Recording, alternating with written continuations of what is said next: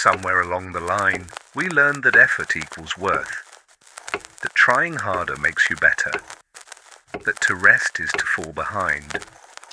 So you sprint through your days, collect gold stars, bite down on the silence and keep going, even when it all feels wrong.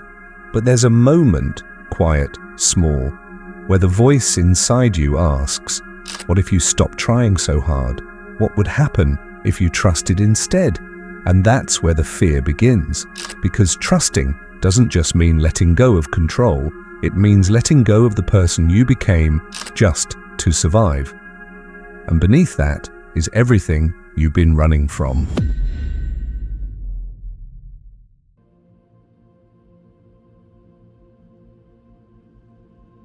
And eventually, you stop asking where the finish line even is. You just run. Because stopping feels dangerous, like everything will catch up to you all at once.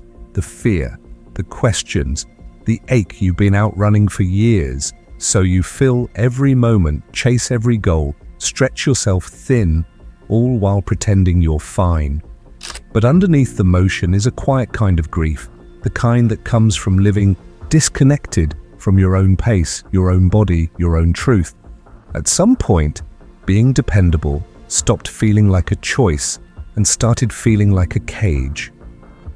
You weren't just showing up, you were disappearing. Shrinking parts of yourself just to keep the peace. Smiling when you wanted to scream, nodding when you needed to walk away. You became the glue, the fixer, the one who holds space for everyone else, while no one noticed you were running on empty. And maybe the scariest part isn't that no one asked how you were, it's that you stopped asking yourself. Because when survival becomes a personality, you forget who you were before the pressure, before the overthinking, before the fear of being too much or not enough. You forget what it's like to just be, without performance, without apology. And here's the part that hurts. You've worn this mask so long, people think it's your face. But deep down, you know it isn't. A man who has not passed through the inferno of his passions has never overcome them. Deep down, there's a version of you that's not built on obligation or fear. A softer you, a freer you, and maybe it's time to remember that version. Not to earn your place, but to reclaim it. Like picking up pieces you dropped years ago and realizing they still fit. Because the trying kept you alive, but it's not what will set you free. Somewhere deep in your past, trying became your safety. You didn't chase love because you were needy. You chased it because somewhere along the way you were taught that love had conditions. That to be chosen, you had to shapeshift. So you learned how to make yourself small, agreeable, impressive. Whatever the moment demanded, you weren't growing. You were contorting, like painting yourself in someone else's colors until you forget your own. And every time you felt stillness, that old panic returned. Not because stillness was wrong, but because it reminded you that your worth had always been conditional. So you filled the silence with effort. You tried harder, moved faster, became more. But trying became a shield, not a path. A performance that said, see me, keep me, don't leave. And even now, part of you still believes that resting will make you invisible. That ease is weakness, but what if that's the real lie? What if you were never meant to chase love, you were meant to return to yourself? Because healing doesn't come from proving, it comes from remembering. And the truth is, you don't need to earn what you already are. You don't need to try harder to be loved. You just need to stop hiding beneath all that trying. It doesn't happen with a crash. It's quieter than that. A slow unraveling you can't name at first. A heaviness in your chest, a distance in your smile, a growing ache behind your eyes. You wake up and realize you've been living like a ghost in your own life, switching masks depending on the room, forgetting what your real face even looks like. But then, something inside you goes still, like lying down in a storm and realizing the thunder isn't about you. You stop reaching. You stop running. Just for a moment. And in that moment, everything begins to shift. The silence you feared, it doesn't consume you, it welcomes you like an old friend you forgot you had. You breathe without rushing, you sit in your skin without shrinking, and in that stillness you finally meet the version of you that simply is, not the performer, not the fixer, just you, software steady. Enough. That's when you realize trust isn't the absence of fear, it's choosing to stay anyway, to feel the ground beneath you, to hear the rhythm of your breath instead of the chaos of expectation. It's not that fear vanishes, it's that it stops making your choices. And that alone changes everything. You stop asking, what should I be doing, and start asking, what is this moment asking of me? Trust isn't passive, it's intentional. It's waking up and choosing presence over panic, choosing truth over performance. It's knowing that your worth doesn't increase when you hustle, and it doesn't disappear when you rest. Trust is showing up not because you're afraid of being forgotten, but because you've remembered yourself. And that changes the entire energy behind your actions. You're no longer trying to control every outcome. You're aligning with what actually matters. You stop setting boundaries from anger. You set them from self-respect. You stop overworking to earn your place. You take up space because it's already yours. You stop staying in places that drain you out of fear of starting over. And instead you walk away because deep down you finally believe there's more, that you're worthy of more, and that what's meant for you won't make you betray yourself to have it. That's the heart of trust, not blind hope, but rooted truth. A soft, steady knowing that you no longer have to chase what was never meant to stay. You just have to keep becoming the kind of person who no longer settles for anything less than real.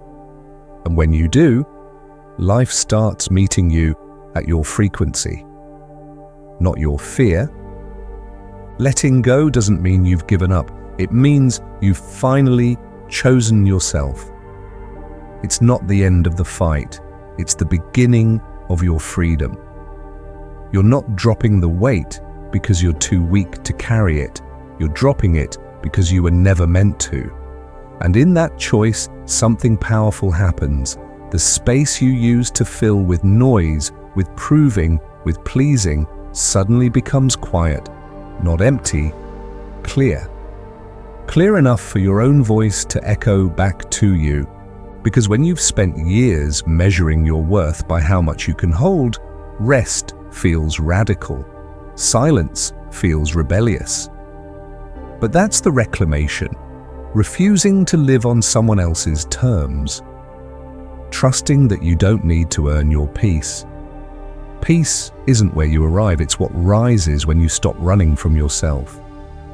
And when you stop begging for clarity in places built on chaos, something soft rises up from within. A knowing, a steadiness. The reminder that even when you are still, even when you are unseen, even when you are not striving, you are still enough. And you always have been. Healing isn't loud, it doesn't demand a spotlight. It happens in the quiet spaces you use to fill with noise. In the slow mornings where you no longer rush. In the long exhale after years of holding it all in. Real healing isn't a performance, it's a return. A return to the parts of you silenced just to keep others comfortable. To the parts you buried beneath productivity and perfection and the fear of being too much. It's messy, unlinear. Sometimes it feels like nothing is changing at all. But underneath the surface, everything is shifting. Because now you're not forcing growth, you're making space for it. You're letting go of the version of you who thought pain was proof of purpose. You're forgiving the one who kept trying because she didn't know she was already enough. And that changes everything, because when you trust, truly trust, you stop treating healing like a mountain to climb. You start realizing it's the ground beneath your feet, always there, always steady. You don't have to chase it. You just have to stop running from yourself long enough to receive it. Healing begins the moment you stop earning peace and start allowing it in. Something changes the moment you stop living like you have to earn your place here. When you stop gripping so tightly, stop twisting yourself into versions that feel safe but not real. You begin to breathe differently, stand differently, speak from somewhere deeper. It's subtle at first, less noise in your head, more stillness in your chest. But then you notice the world starts responding to you differently too, because energy doesn't lie. When you move from fear, you attract mirrors of that fear. People who need convincing, places that drain you, moments that make you question yourself. But when you move from faith in your timing, in your worth, in your quiet knowing, you stop trying to chase what you were meant to align with. And that changes everything. You no longer tolerate half-love, breadcrumb clarity, or conversations that shrink you. You no longer wait for permission to feel whole. You start setting the tone for your life instead of reacting to everyone else's. That shift, that gentle reclaiming, is how you stop begging and start becoming. Not louder, not faster, just more rooted, because now you're not trying to be chosen, you're finally choosing yourself. And that kind of energy is impossible to ignore. Like, you were never meant to live in a constant state of tension, clenching your jaw through conversations, calculating your worth through checklists, mistaking burnout for accomplishment. That's not a life. That's survival in disguise. And deep down, you've always known it. You've always felt the quiet tug towards something gentler, something truer. A life where peace isn't a reward, it's a right. And in that stillness, you find something you've been chasing all along: clarity. The kind that comes not from doing more, but from finally becoming more of who you already are. That's the life you were meant for. A life that doesn't chase love, purpose, or belonging. A life that draws it in, naturally, magnetically, not because you forced it, but because you aligned with it. That's the power of trusting your own essence. It's quiet, but it changes everything. You've carried so much for so long. Stories that weren't yours. Standards that never fit. Expectations that drained more than they ever gave back. But here, right now, you have permission to let it fall away. You don't need to keep earning your place in a world that taught you exhaustion was love. You don't need to grip so tightly to the version of you that always had to hold it all together. Let this be the breath you didn't know you were waiting for. Let this be the moment you soften, because peace isn't something that comes when everything is fixed. It comes when you stop fighting yourself. And trust? It's the bridge between who you've been and who you're allowed to become. Not the one who pleases, not the one who performs, but the one who simply is, and is enough. So if this message found you when your heart needed space to rest, let it in, let it anchor, drop the word trust in the comments if you're ready to release the weight and reclaim your stillness. And when you're ready to go even deeper, the next video on screen will be waiting for you. Thank you for being a part of Mosaic Mind.